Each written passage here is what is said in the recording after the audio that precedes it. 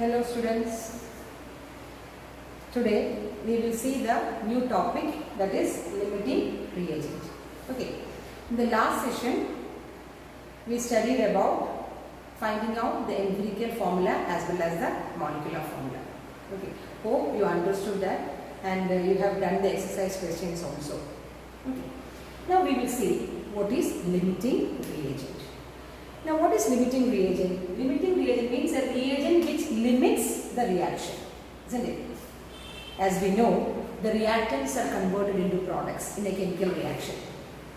But practically speaking, not all the reactants are converted into products. Okay, that is, for example, if there is a reaction, for example, A plus B giving C. How many reactants are there? Two reactants are there, reactant A and reactant B. Okay, so if C is the product, what happens? A will react with B. Okay, now suppose if B is having a lesser amount and A is having in excess, then the reaction will proceed until what happens? The B finishes. Okay, till B finishes, the A will react and form the product C. So we can say B is the limiting reagent because till B the reaction continues.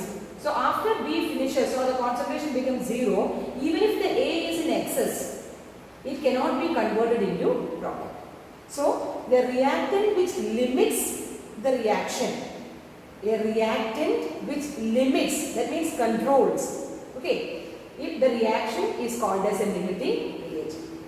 Or we can say the limiting reagent is a reagent which says the product, how much product is obtained, that is in the hands of the limiting reagent, or it will tell only this much will be formed. Or I can say, I will give you an example.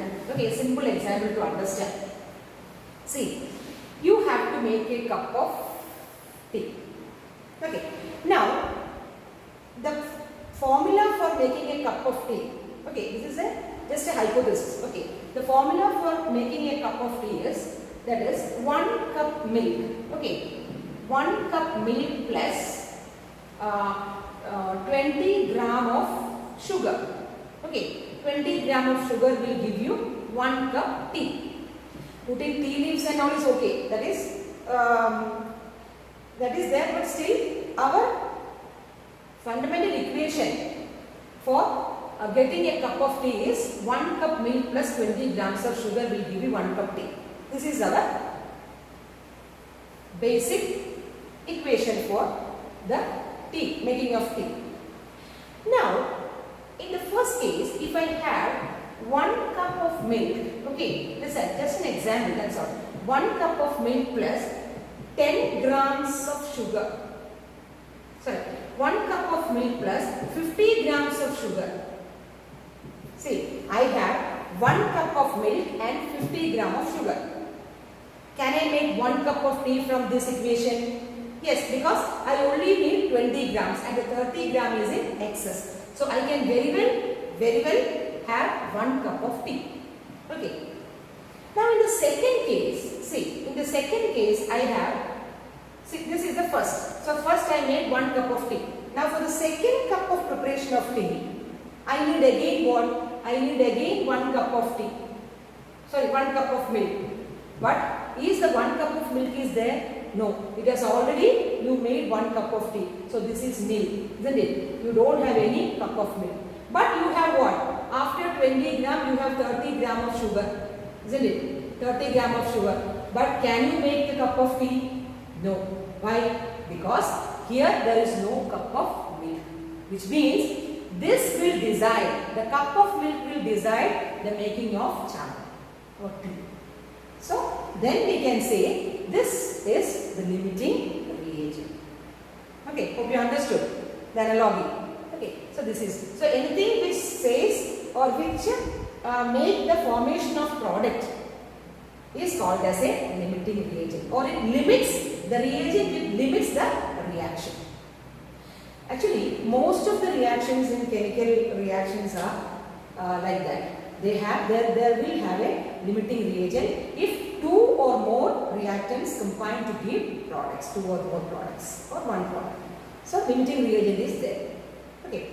Now, for numericals, a limiting reagent, this is short topic. Okay. For a limiting reagent, the numerical I will give. There is a shortcut for this limiting reagent. To find out the limiting reagent, there is a shortcut. I will tell you. Okay, how to do the limiting reagent. Okay, just please listen carefully. This is not in the textbook. Okay, for example, if I have a equation 2a plus 3b gives 4c plus 5b. Just a stoichiometric equation. A, B are not writing, just hypothetical.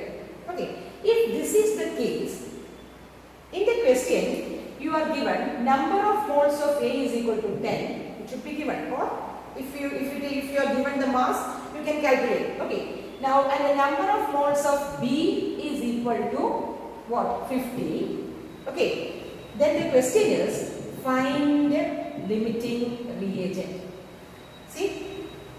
And also find the number of moles of C and number of moles of D. This is the question. It's a very good question. Okay, just listen carefully. That's a short trick for doing this limiting reagent, finding out the limiting reagent. Okay.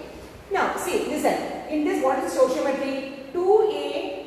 For A, the stoichiometric coefficient is 2. Correct? The stoichiometric coefficient of B is 3. You know that. The stoichiometric coefficient of C is 4. And the stoichiometric coefficient of D is 5. So you know the stoichiometric coefficient of A, B, C and D. Okay. Now what you will do is, you have to do this relation which I am going to write. Okay, it's a shortcut method. That is, you have to find Na by, what is Na? Number of moles of A. N, you have to find the limiting reagent between A and B. Because limiting reagent means reactants. It won't be products because who will limit? For the reaction, the reactants will limit. So, limiting reagent means out of A and B, which is the limiting reagent. That we have to find out. Okay. Well, Na, there is an equation, Na by, listen, stoichiometric coefficient of A. SCA means just you are writing the stoichiometric coefficient of A. So, you have to find this value of Na by stoichiometric coefficient of A. So, what is it? What is number of moles? If number of moles is not given, you have to calculate otherwise. So 10 by, what is the stoichiometric coefficient of A? 2. So what is it? 5. Okay. Now you got this answer for this A. Correct. Now in the same way, you have to calculate for B. The value for B. How will you calculate? NB by stoichiometric coefficient of B is equal to, how you calculate? What is NB? 50. Just a rough figure, correct? 50 by, what is the stoichiometric coefficient of B? B is 3. Okay. So, this is 5. Now, how will you divide it? 3. 3 means 3 ones are 3, 20, 6 3s are 18. So, 16 point something. Okay, you will get 16.3 roughly. Now, you see the value of 5, the value of this Na by SCA and NB by SCB. Now, which value is lesser? Listen, which value is lesser in these two cases? Now, if there are 3, then which is lesser in the 3 cases? But now we are going only for 2 reactants. So, which value is lesser in comparison to A and B? Which is the lesser value? That will be the limiting. It's very simple and a shortcut method. Okay. So, which is that? This is 5 and this is 16. So, who is the limiting reagent? A is the limiting reagent. So, just study this. That is number of moles by stoichiometric coefficient A. If that is greater than the number of moles by stoichiometric coefficient of B, then B will be the limiting reagent. Vice versa, then it will be A. So, please remember this equation to find out the limiting reagent. Whichever value comes to be lesser quantity, that will be the limiting reagent. Agree? Understood? Okay. So now from this equation we can say that A is the limiting reagent. It's easy, right? So you found out the limiting reagent. See, again the first part is okay. Now what about the second part? Find the number of moles of C and number of moles of D. Now we have found the limiting reagent. Now we have to find the second part in order to find the number of moles of C and number of moles of D. Okay. For that, once you find the limiting reagent, then the whole reaction depends upon the limiting reagent, because that reagent is less, as I told you. So that will drive the reaction. Okay. That limiting reagent will drive the reaction. That means it will decide the product formation in a simple way. Okay. So in that case, if you want to find the number of moles of C and D, you have to find the limiting reagent, and A is the limiting reagent. Now, for the calculating NC and ND, number of moles of C and number of moles of D, we have to equate with the limiting reagent, because the other thing is none of our business. Okay, because it is an excess. Okay, so this doesn't come into the picture. What comes into the picture? Only the limiting reagent. Till the limiting reagent finishes, the reaction proceeds. So, in order to find the number of moles, you have to equate with this A. Correct. So, you will see, okay, how the equation goes. Okay. So, in order to find the number of moles of C, we are taking the same equation, that is Na by stoichiometric coefficient of A. Why I took Na and not Nb? You got the point? Why? Because it is the limiting reagent. You have to equate the limiting reagent with the number of moles. That is the funda. Okay. So, Na by SCA is equal to, what is Nc? You have to find out. Nc by stoichiometric coefficient of C. You got the point? You want to calculate Nc, number of moles of C. Okay, for that you are equating the Nc by stoichiometric coefficient of C with A and not B, because A is the limiting reagent. That you have to understand. Okay. Now, if you substitute it, what is Na? 10 by stoichiometric coefficient is 2, that is equal to, you have to calculate the Nc by stoichiometric coefficient of C is 4. Okay, now what is Nc? Nc is equal to 10 into 4 divided by 2. So that is 20. So number of moles of C is 20 moles. See, it's very easy. So this is a shortcut method. Okay, this is a shortcut method for this is not in a textbook. Okay, so this is short. Now in the same way, how will you calculate Nc is okay. Now how will you calculate Nd? How will you calculate? In the same way. How you calculate? That is Na by SCA. Why? Because A is the limiting reagent. That is equal to Nd by stoichiometric coefficient of D. So it comes to be, what is Na? 10. 10 by stoichiometric coefficient of A is 2 is equal to, what is Nd? You have to find out. And what is the coefficient? 5. So what is Nd? What is the number of moles of D is equal to 50 by 2. So that is 25 moles. So by this method, shortcut method, we can be able to find the limiting reagent as well as the number of moles of the react products. So it is a very easy method. Okay, so you can try out. You have a question. Okay, if you take your textbook, you have an in-text question, which is a solved example. That is problem. I will give you the problem. It is 1.5. Okay, in the textbook it is the finding the limiting reagent problem 1.5. It is a solved example. Okay, but what you should do is, you won't look into this solved example. You have to find the limiting reagent in this question in the way which we discussed here. Here they have made the unitary method, that is by mole conversion. In this method also you can do the problem, but by this method it is very easy, what we have discussed here. So just try that problem in this method. Okay, so okay. Now, in the last part of the question, in this problem, it is also demands, the question demands the production of ammonia. I just will give a hint for that. Okay. So the question is 50 kilogram of nitrogen and 10 kilogram of hydrogen. Okay. 50 kilogram of nitrogen and 10 kilogram of hydrogen are mixed to produce ammonia. So what is the first thing you have to do? You have to write the balanced equation N2 plus H2 giving NH3. So it is 2 and 3. Okay.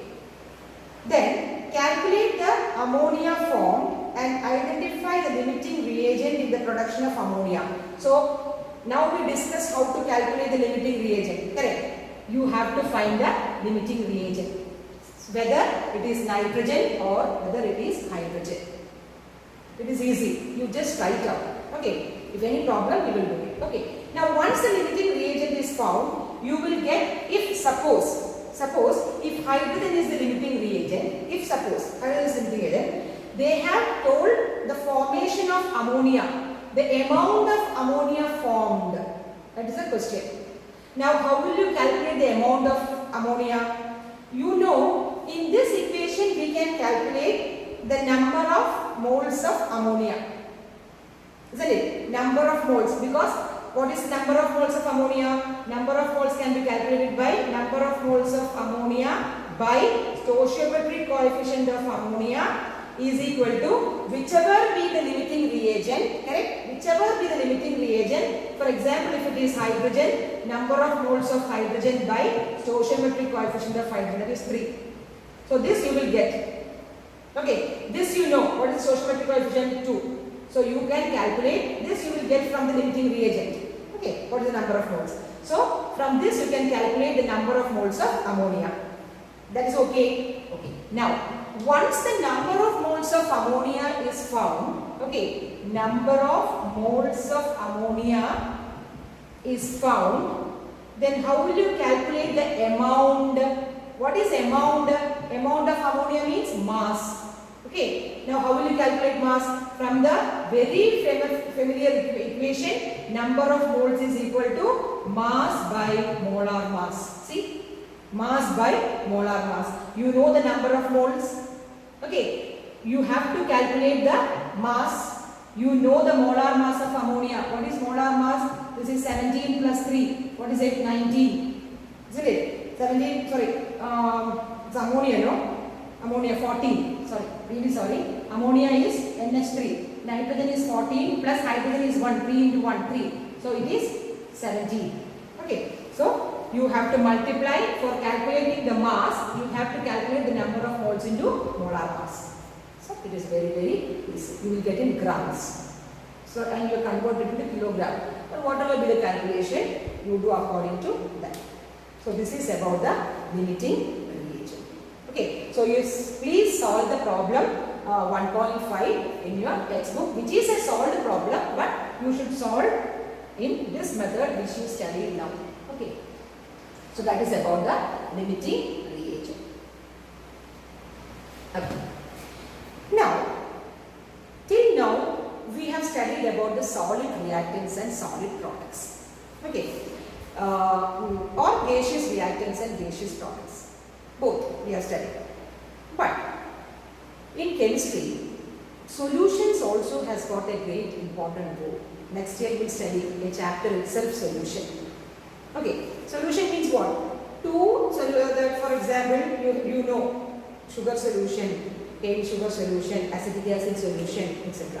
Okay, so many solutions are there. And more importantly, you are studying about the binary solutions in which there are 2 components. Now, if you want to know or how you find the concentration of a solution, in laboratories and all, we are always dealing with the solutions in volumetric analysis, etc. Okay, or in salt analysis, you make solutions, 2 solutions put together to form one solution, etc.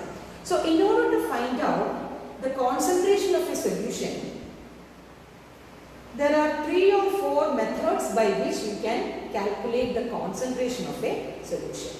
Okay, so now we will discuss about how to measure the concentration of a solution. Okay, I think it is 5 method you can calculate the concentration of a solution. This is a very small topic. just to understand, to make you understand how you calculate the concentration of a solution. That is, in numericals it will be very, very important. Okay, so in order to find the concentration of a solution. Okay, concentration of a solution. Okay. The first method, there are so many methods you can express the concentration of a solution. Okay, for example, we will study molality, parts per million, ppm, isn't it? Micromillion. So many minute units are there for expressing the concentration of a solution. You have to study just 3 or 4 or 5, that's all. Okay. Now the first method to finding out the concentration of a solution is mass percentage. Okay, mass percentage. Mass percentage of a solution. Okay, now or you can say weight percentage. You can represent the mass percentage as m by m, mass to mass. Or you can have weight percentage. That is, it is also mass percentage can be also called as weight by weight percentage. Okay, both are same. Just to study the formula, that's it, and apply in the numericals. Okay, so in order to find the mass percentage, there is a formula. That is, mass percentage is equal to number of solute. You know how a solution is formed? Basic. How a solution is formed? Solute plus solvent will give you a solution. Isn't it? So that is how a solution is formed.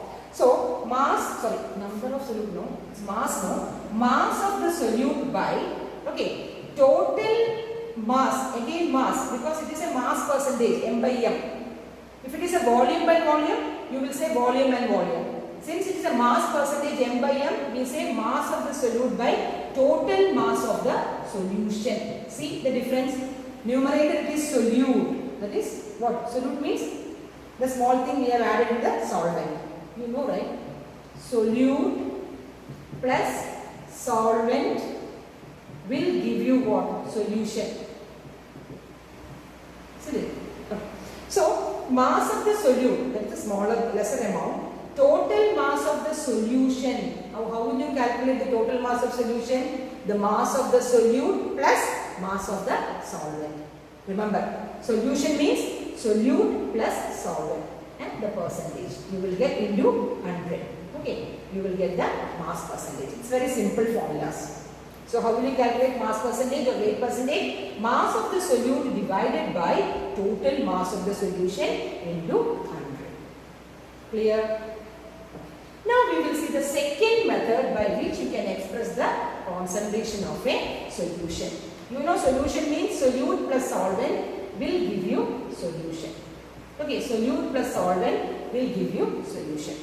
Now the second method for expressing the concentration is very important name, that is mole fraction. Next year it is very important. All these are valid for the next year. This year only for numericals. Okay. Or sometimes definitions can be asked. Okay. So what is mole fraction? Mole fraction is represented in chemistry by a symbol, see x, not like this x. It is little bit of a slight bending of this x. See, I can write it as, see, like this, like this.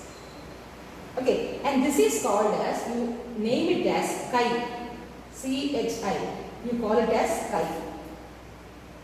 Okay, so mole fraction can be defined as, if there are two solutions or binary solutions. Binary solution means what? Binary means two. If there is A and B, two solutions mixed together to form a binary solution.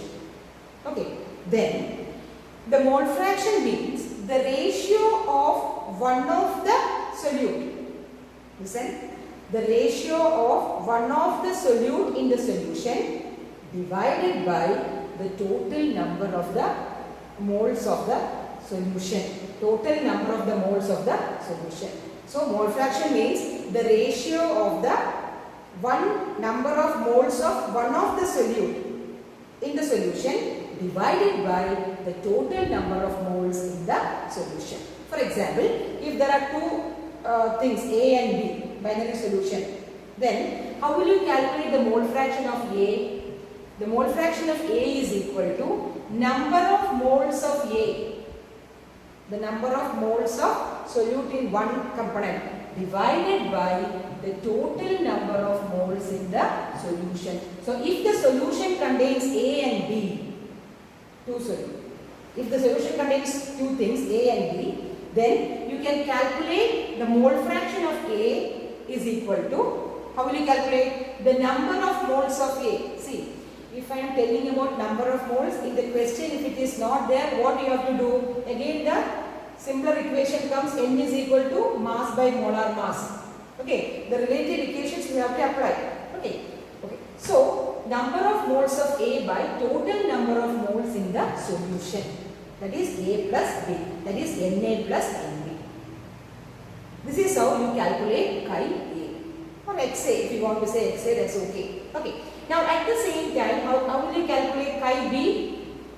Chi B is equal to Nb by Na plus Nb. See? So also very simple. So this is mole fraction. Mole fraction is the ratio of the number of the moles of a particular solute in a solution divided by the total number of moles of the in the solution.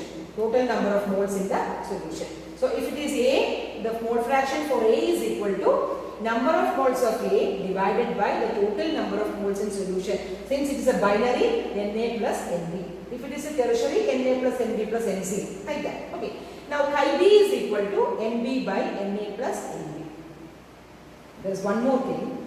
Chi A plus chi B is always equal to 1. Very, very important. If it is chi C also, or if it is chi D also, chi N, whatever be the mole fraction, the sum of all the mole fractions is equal to unity. Correct? You understood that? Okay. Now if you want to have chi B, and if you found out chi A, you can have chi B as 1 minus chi A, isn't it? So this is all mathematical expressions, relations. Okay, substituting the values or rearranging it, that's all. Okay, so this is all about the mole fraction. Hope you understood. First one was the mass percentage or M by M percentage, isn't it? Second is the mole fraction. Okay. Now the third is very, very important, and normally you are using the concentration of a solution in this unit, which is nothing but molarity. M-O-L-A-R-I-T-Y. Very, very important. Normally or generally, we express the concentration of a solution in molarity. Almost all cases. Okay. Molarity, which is represented by capital M. It's very, very important. Okay. Now, how will you define the molarity? It is mathematically defined as capital M is equal, equations you have to study. Okay. Capital M or molarity is equal to, listen, number of moles of solute. Okay. What is it? Number of moles of solute. Okay. Divided by volume of solution. See, volume of solution in liter. Very, very important. It must be in liter. Then only you will get molarity. If it is in milliliter, you have to convert it into liter. So this is the funda definition of what? Molarity. Now what is molarity? Molarity is the number of moles of solute present in a liter of solution. For definition, if you want to have a definition, you can say like that. The number of moles of solute in 1 liter of a solution is called the molarity. Or mathematical expression, you can say the number of moles of solute divided by volume of solution in liter. So the unit is what? Mole. Because number of mole per liter. See, volume of solution in liter. Very, very important. So mole per liter is also called as, or also written as capital M, mole per liter. And this is the general expression for expressing the concentration of a solution, molarity. Understood? It's very simple, no? But it's very important. Okay. So once again I will tell you, to calculate the molarity, number of moles. Again see, number of moles, how will you calculate if it is not given directly? That is mass by molar mass. All this you have to keep in mind. whenever numerical comes. Okay. Now, number of moles of solute divided by volume of solution in liter, and the unit is mole per liter. That is, you can also write it as capital M. Understood? Clear? Okay. Now, we will say, if somebody asks you, what do you mean by a 1 molar solution? What do you mean by a 1 molar solution? How will you say a 1 molar solution? Which means this contains 1 mole of solute which is dissolved in 1 liter. See, 1 mole of solute in 1 liter of solution is called as 1 mole. Sorry, 1 molar. Now you got it. What is 1 molar? What is 2 molar? 3 molar? So which represents 1 molar is equal to 1 mole in 1 liter. That is the definition says, isn't it? So there. Understood? Okay. Now you have a formula for dilution. The formula for dilution is, okay, it is also important in formula for dilution. This is important in doing the volumetric analysis in titration lab.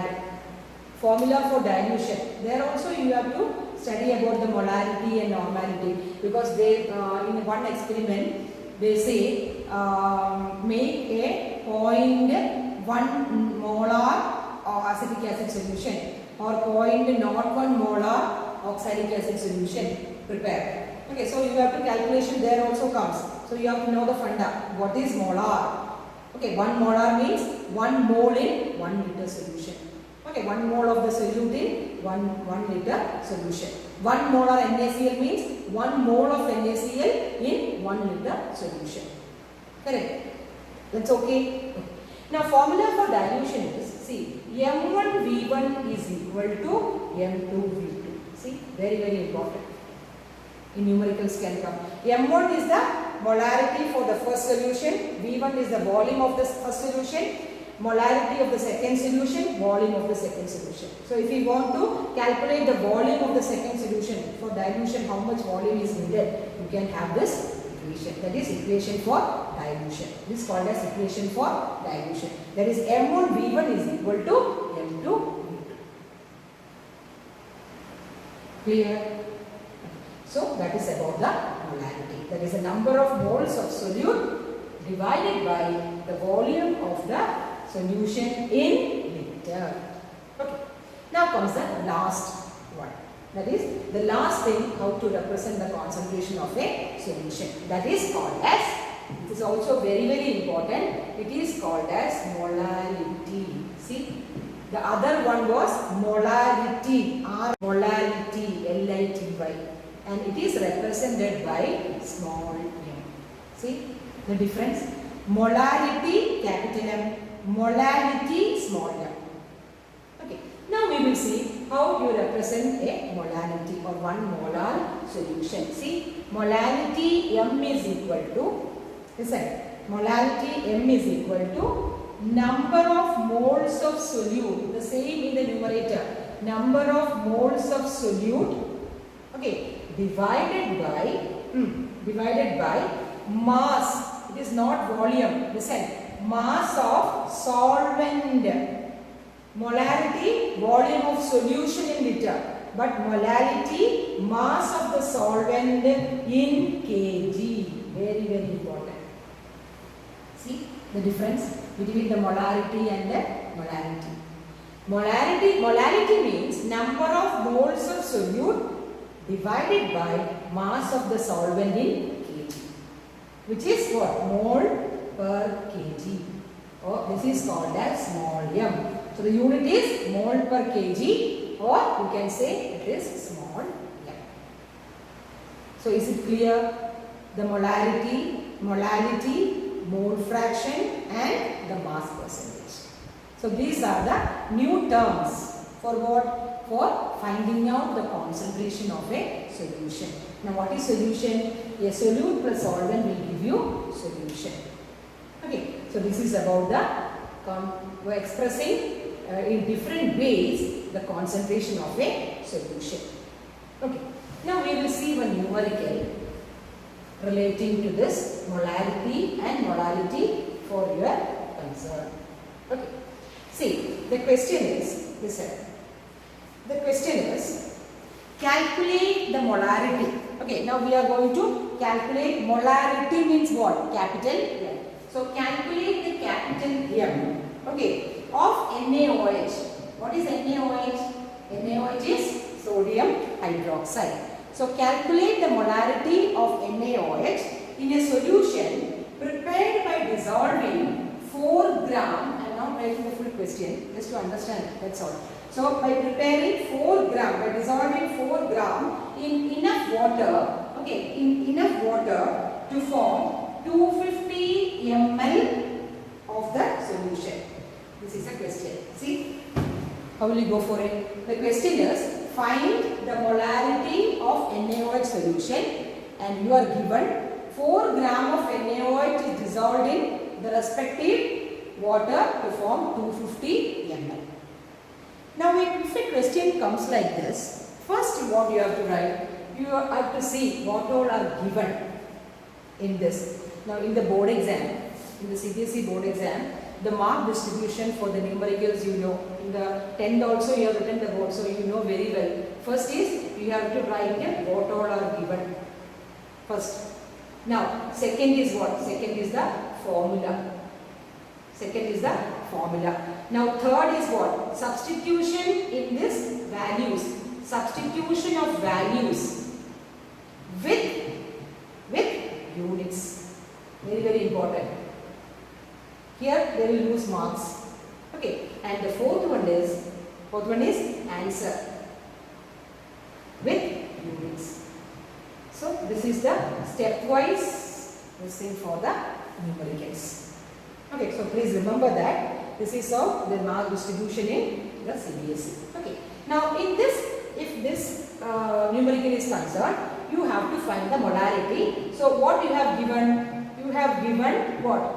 The mass of NaOH. Mass of NaOH is equal to 4 grams. Okay. Now you have given volume also. What is volume of solution? Volume of solution is equal to 250 ml. Isn't it? Now what is the formula? Formula is, I will write it here. Can you see? I can write it here. That is, formula is M is equal to, what is it? Number of moles of solute. Okay. Number of moles of solute divided by, what is it? Volume, molarity. So, volume of solution in liter. Volume of solution in liter. Now, you are given only mass of NaOH as 4 gram. Now, how will you convert the number of moles? How will you convert? Number of moles is equal to mass by molar mass. So, what you have to do? You have to calculate the molar mass. Okay, molar mass means for NaOH, how will you calculate? NaOH, it comes to be around 40 grams. See, it's approximately 40 grams. Na plus 16 plus H, 23 plus 16 plus 1, that will be 40 grams. So, if you calculate the number of moles of NaOH, that is equal to 4 by 40. So, it is 1 by 10. Okay, or it is 0.5 or 1 by 10. You can use, again there is calculation, no? So, number of moles is 1 by 10. So, how will you calculate molarity? Molarity is equal to 1 by 10. Isn't it? 1 by 10 or 0.5 I can say, divided by 250 ml. Can I write the 250 ml here? No. Why? Because it is in ml. So you have to calculate it in liter. So you have to divide it by what? Divide it by 1000. Isn't it? Or you can say 0.250. So just see the calculation. A rough, I will say you, the answer is 0.4 mole per liter. Or instead of this mole per liter, you can write 0.4 molar. Just see the calculation whether it is correct or not. Okay. Sorry, 4 by 40 is 1 by 10. That is 0.1. Isn't it? 0.1. 1 by 10 is 1 by 10. Correct? 1 by 10 is 0.1. So 0.1 by 0.250. So just go through the calculation.